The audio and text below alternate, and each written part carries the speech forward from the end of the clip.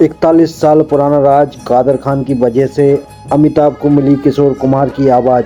अगर कादर खान नहीं होते तो ये कल्ट सॉन्ग अमिताभ बच्चन के लिए कभी नहीं बनता। बॉलीवुड के इतिहास में कुछ जोड़ियां ऐसी होती है जो सिर्फ हिट नहीं होती बल्कि एक पहचान बन जाती है। ऐसी ही एक जादुई जोड़ी थी किशोर कुमार और अमिताभ बच्चन की।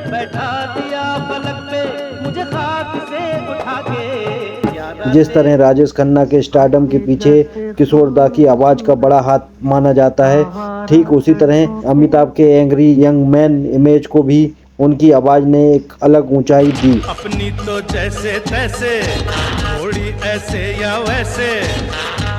लेकिन क्या आप जानते हैं कि अमिताभ बच्चन के एक सुपरहिट गाने के लिए किशोर कुमार पहली पसंद नहीं थे? जी हाँ, यह सच है।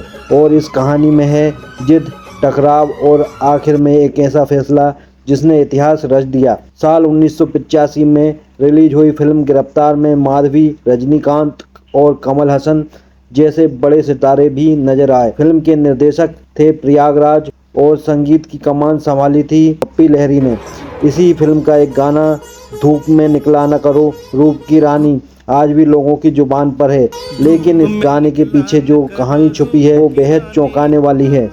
जब किशोर दा नहीं थे पहली पसंद, आमतौर पर जब भी अमिताभ बच्चन के लिए गाने की बात आती थी तो सबसे पहला नाम किशोर कुमार का ही होता था। उनकी आवाज़ अमिताभ के व्यक्तित्व से इतनी मेल खाती थी कि मानो दोनों एक दूसरे के लिए ही बने हों।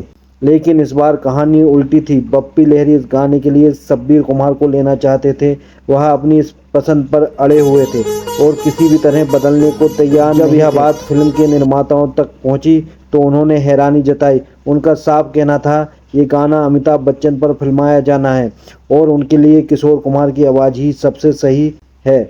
लेकिन बप्पी दा अपनी जिद पर कायम रहे। कादर खान की एंट्री और बदल गया खेल। इस पूरे मामले में तब मोड़ आया जब दिग्गज अभिनेता और लेखक कादर खान सामने आए। कादर खान ने बप्पी लहरी को सीधे विरोध करने के बजाय बहुत समझदारी से कहा, घर जाओ, आराम से सोचो और फिर फैसला लेना। यह सलाह मामूली लग सकती है लेकिन यही वह पल था जिसने सब कुछ बदल दिया। कुछ समय बाद बप्पी लहरी को एहसास हुआ कि मेकर्स की बात सही थी और फिर उन्होंने फैसला बदला।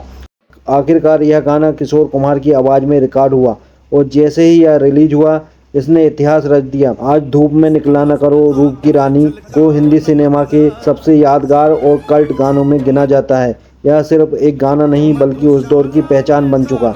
दोस्ती में आई दरार। कहा जाता है कि किशोर कुमार और बप्पी लहरी के बीच गहरी दोस्ती थी, ठीक वैसे ही जैसे किशोर दा की आर.डी. बर्मन के साथ थी।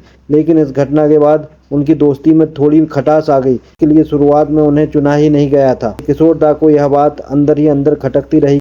बॉलीवुड सिर्फ चमक दमक की दुनिया नहीं है बल्कि यहाँ फैसलों के पीछे कई अनकही कहानियाँ छुपी होती हैं।